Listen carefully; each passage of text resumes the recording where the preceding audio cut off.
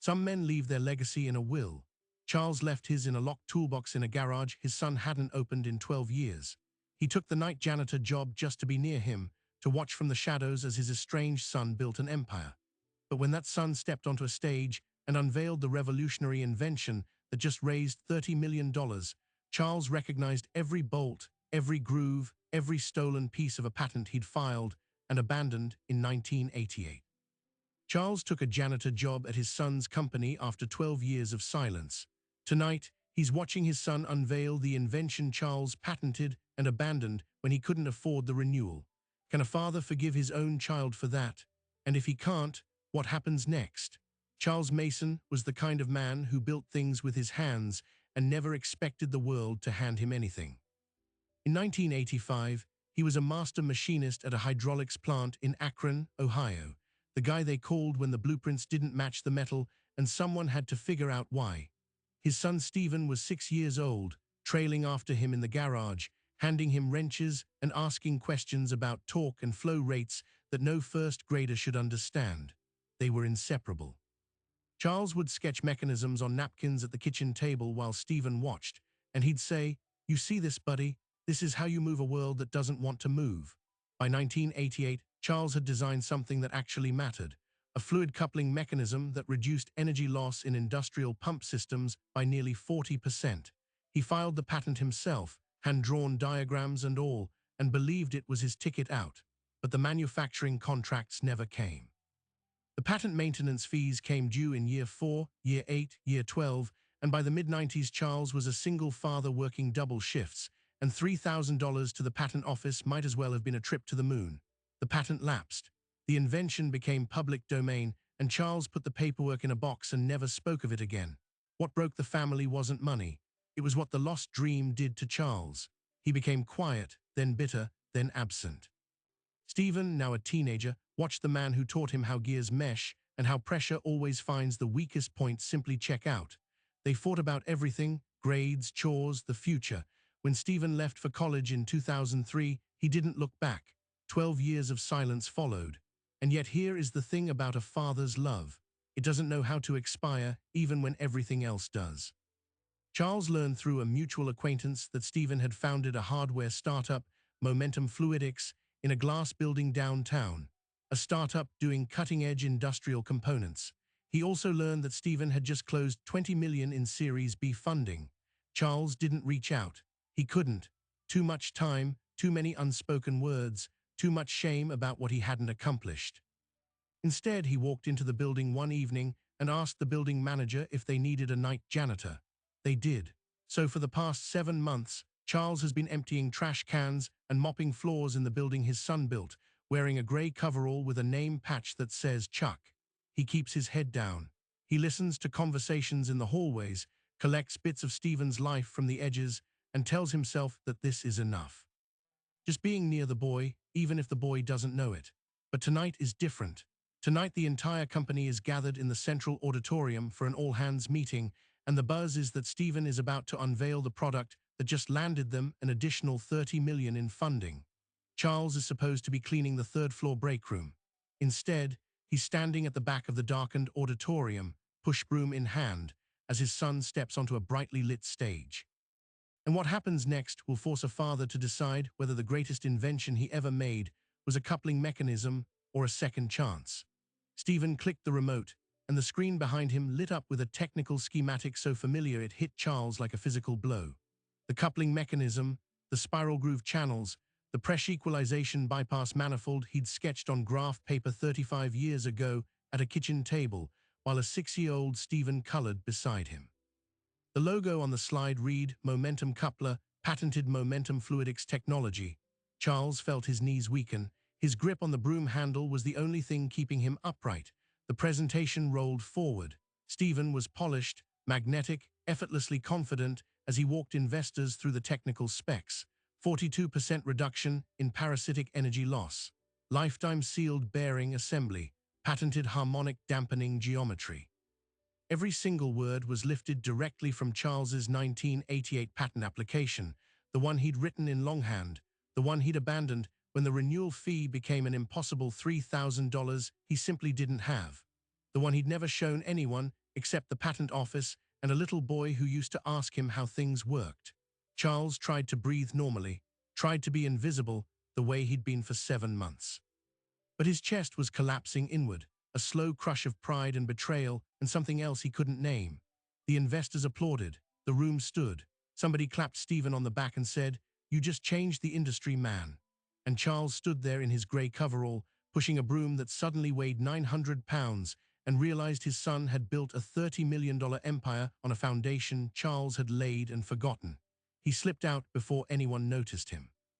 Back into the service corridor, the quiet hum of the building's infrastructure, the janitor's closet with its familiar smell of bleach and floor wax. He sat down on an overturned bucket and put his face in his hands, and for the first time in 12 years, he let himself wonder whether silence had been the biggest mistake of his life. But here's what Charles didn't know. In a downtown office 12 blocks away, a team of forensic IP attorneys was working late. Markham Capital, the lead investor in the $30 million round, had a standard policy: no funding closed without a full chain of title review on every claimed patent.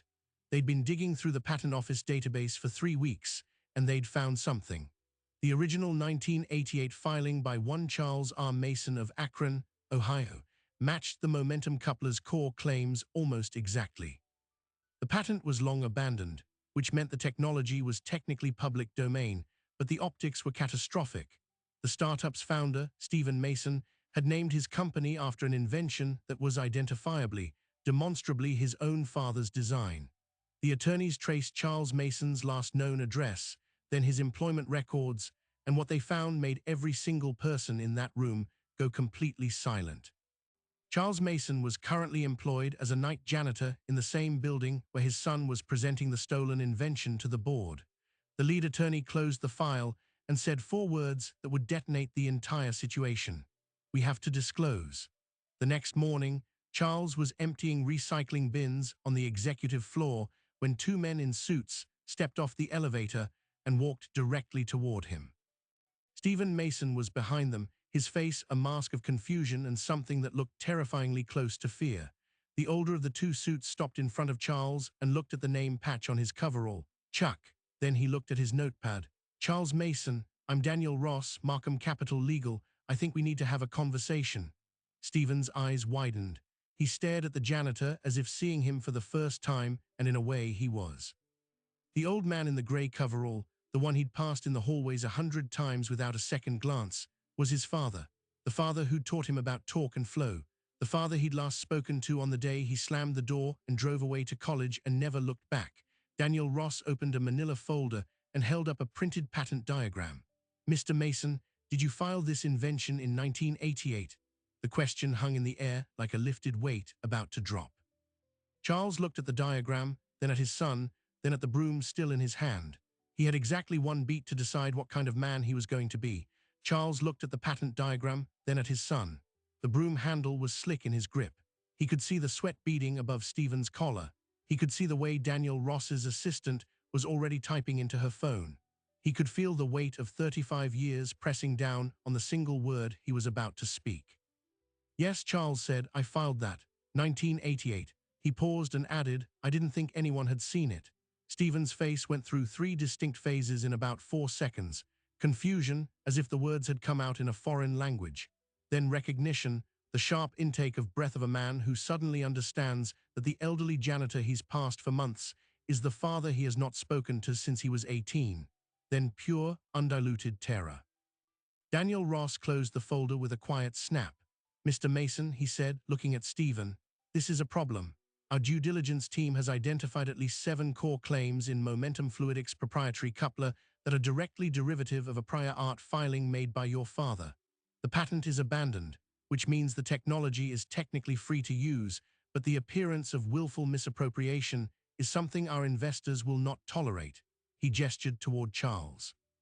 "The founder of the technology is currently employed as a custodian in your building. That is not a footnote. That is a story that, if it gets out, will destroy your credibility. Your board will have questions. The press will have questions. I have questions." Stephen tried to speak, but what came out was sand. He cleared his throat and tried again. "Dad, he stopped. The word hit the air and died. 12 years of silence, and the first word he found was the one he'd never stopped using in his head.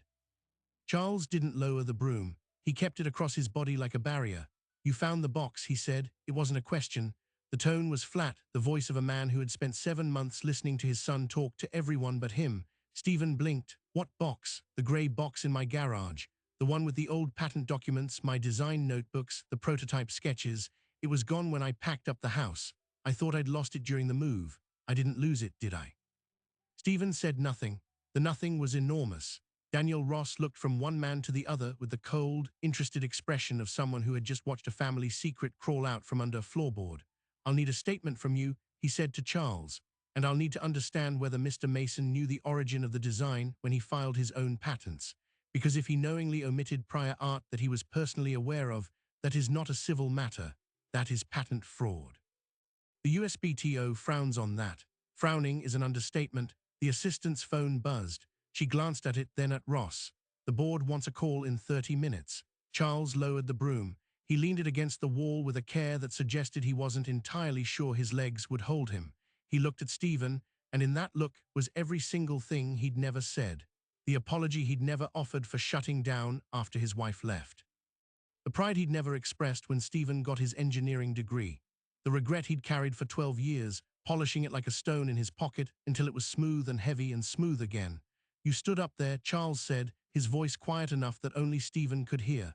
"You stood up there and you talked about harmonic dampening geometry. You know where I first wrote that phrase? On a napkin at a Denny's. You were 6. You drew a dinosaur on the other side." Stephen's composure cracked like a thin sheet of ice. His jaw worked, but no words came. The CEO, who had just commanded a room of investors, couldn't find a single sentence in front of an old man in coveralls. Daniel Ross cleared his throat. "I realize this is personal, but I need to advise you both that Markham Capital will almost certainly pull the entire funding round unless this is resolved immediately.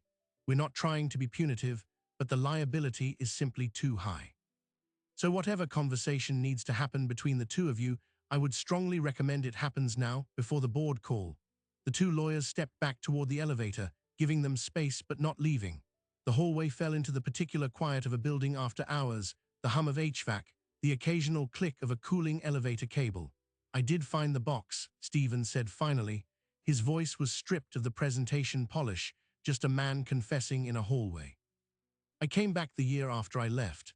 Mom called, said you were clearing out the house and I should come get anything I wanted. You weren't there. I found the box in the garage. I read everything. I couldn't believe you'd just left it there." Charles closed his eyes. "So you took it. I thought you'd abandoned it. Not just the patent, everything, me. The invention, you never talked about it. I figured it didn't mean anything to you. I needed a thesis project in grad school. I started recreating the prototype. It worked. It worked perfectly. And I told myself that if you'd wanted credit, you would have done something about it." Charles opened his eyes. There was no anger in them, which was somehow worse. "You told yourself that because it was easier than picking up a phone." Stephen's face twisted. "You could have picked up a phone too, Dad. 12 years, not one call. I built a company. I got married. I got divorced. You never even knew I was married. So don't stand there in your janitor uniform and tell me I'm the one who didn't reach out." The silence that followed was sharp enough to cut. Then Charles did something that neither Stephen nor the lawyers expected. He laughed. It wasn't a happy laugh. It was the sound of a man realizing the universe has a very particular sense of humor. "You're right," he said. "I didn't call. I couldn't. I was ashamed. I was the guy with the big idea who couldn't make it work. I let a $3,000 renewal fee define my entire life. I let it poison everything. I drove you away and I didn't have the guts to fix it. So I did the next best thing. I took a job mopping your floors so I could at least see your name on the door." Stephen's eyes were wet. He wiped them with the back of his hand, an unconscious gesture his father had done 1,000 times in a machine shop. "You've been here for 7 months, he said, passing me in the hallway. "Handing me coffee once when the machine was broken. You never said anything. What would I have said? 'Hello, son, I'm the guy emptying your recycling. Also, I filed the patent you're using to raise $30 million. That's not a conversation. That's a ransom note." Daniel Ross stepped forward again. "The board is waiting. I need to know if there is a path forward where this company survives." Charles looked at Stephen. Stephen looked at Charles. And in that exchange, the 35 years between them compressed into a single unspoken question. Could a man who had lost everything, his marriage, his dream, his son, still choose to lose one more thing if it meant saving what was left? Or would he finally, after all these years, decide to fight for what was his? The elevator doors slid open. The board call was starting. Charles Mason put his hand on his son's shoulder and said 5 words that would decide everything. Let's go talk to them. The 5 words hung in the air. Charles didn't wait for a response. He turned and walked toward the glass conference room where the board was waiting, his worn work boots silent on the carpet, the grey coveralls still dusted with drywall powder from the 3rd-floor renovation. Stephen followed because there was nothing else he could do. The lawyers exchanged a glance and fell in behind them. The boardroom went quiet the moment Charles pushed open the door. 6 people around a polished table. A speakerphone in the center with the disembodied voice of Markham's lead partner already mid-sentence. The partner stopped talking when he saw the janitor. There was a long, confused pause, the kind that happens when every person in a room is trying to process an image that doesn't match any available category. Stephen cleared his throat. Everyone, this is Charles Mason, my father, and the original inventor of the momentum coupler. The silence that followed was not the silence of processing. It was the silence of a bomb landing and everyone waiting for the shrapnel. A board member named Patricia removed her glasses and pressed her fingers to her temples. The voice on the speakerphone said, "I'm sorry, could you repeat that?" Charles stepped forward. He didn't sit at the table. He stood at the head of it in his grey coverall with his hands resting lightly on the back of an empty chair, and he told them everything. The patent in 1988. The years of double shifts and child support that made $3,000 feel like a ransom. The grey box in the garage. The silent months of emptying recycling bins and hearing his son's voice in the hallways without ever once being seen. He told it without self-pity and without anger, the way a machinist explains why a part failed. Here is the stress point, here is the fracture, here is what happens when you don't maintain what matters. When he finished, Patricia was staring at Stephen with a look that could freeze water. "You built this entire company on your father's design," she said, "and you never disclosed it. You never thought to mention that the invention you've been calling proprietary is a copy of a patent filed by your own parent." Stephen's face was pale, but he didn't look away. "I didn't think of it that way," he said. "The patent was abandoned. I told myself it was public domain, that it was just an old box of ideas nobody wanted. And I was wrong. I was wrong about all of it." The voice on the speakerphone cut in, cold and precise. "Mr. Mason, I'm going to be direct. The optics of this are catastrophic. Even if the technology is legally unencumbered, the narrative is devastating. A CEO who allegedly stole his father's invention and then employed that father as a janitor without recognition. That is not a story we can spin. That is a story that sinks companies. So what happens now?" Charles asked. His voice was steady. The speakerphone paused. "Markham Capital's position is that we will withdraw the funding round and pursue indemnification for due diligence costs unless the ownership and attribution of the core IP is resolved to our satisfaction within 48 hours. Frankly, we're not optimistic." Charles nodded slowly. He looked around the table, then at his son. Then he did something no one in that room expected. He pulled out a chair and sat down, not in the corner, not as a guest, but at the table facing the board like an equal. "I'm going to offer something," Charles said. "I hold no active patent. There's nothing to litigate. But I do hold a moral claim, and I think we all know that moral claims have a way of becoming very expensive when the press gets involved." He paused, letting that settle. "I'm not interested in destroying my son's company. I'm interested in making it whole. So here's my offer.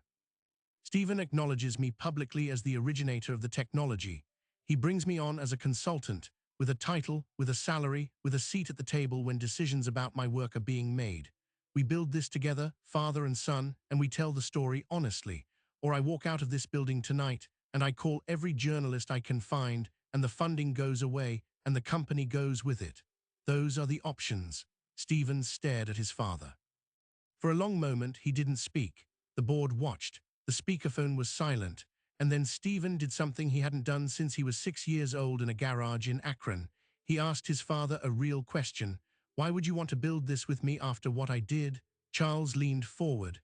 "Because you're my son, and I've already lost 12 years. I'm not losing any more.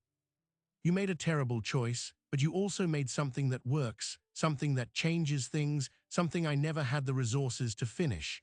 I gave up on myself a long time ago. I'm not going to give up on you." The room held its breath. Patricia looked at Stephen. The voice on the speakerphone said, "Well." Stephen nodded. He didn't hesitate. He reached across the table and took his father's hand, the same hand that had taught him to turn a wrench, the same hand that had pushed a broom for 7 months just to be close to him. "Okay," he said, "we do it together." The board voted to retain the funding an hour later. Markham Capital, after a lengthy and uncomfortable deliberation, agreed to proceed on the condition that Charles Mason be formally credited and compensated. The press release went out the following week, and contrary to every cynical prediction, the story did not sink the company. It humanized it. Clients, suppliers, and investors responded to the honesty, to the image of a father who had quietly mopped floors rather than force a confrontation, and a son who had the courage to admit he was wrong. 6 months later, Charles Mason walked into the same auditorium where he'd once stood frozen with a push broom in his hand. This time he walked onto the stage. He was wearing a blazer that still felt foreign on his shoulders, but he stood beside his son as they unveiled the next generation of the coupler together. The slide behind them read, "Charles Mason, Chief Innovation Officer." The crowd applauded. Charles looked at Stephen, and Stephen looked back, and the weight of 12 years finally, mercifully, lifted. "Charles Mason once told me that a father's love doesn't know how to expire." He was talking about a patent, but he could have been talking about the quiet gravitational pull that kept him orbiting a son he couldn't speak to for 12 years. Some inventions change industries, others change families. The remarkable thing is that sometimes, by some strange grace, the same set of blueprints manages to do both. If this story stayed with you, do us one quick favor: hit that like button and subscribe. It costs nothing, but it makes sure these stories keep finding the people who need to hear them. And if you have your own story of silence and second chances, drop it in the comments. You never know who's reading. Thanks for being here. We'll see you in the next one.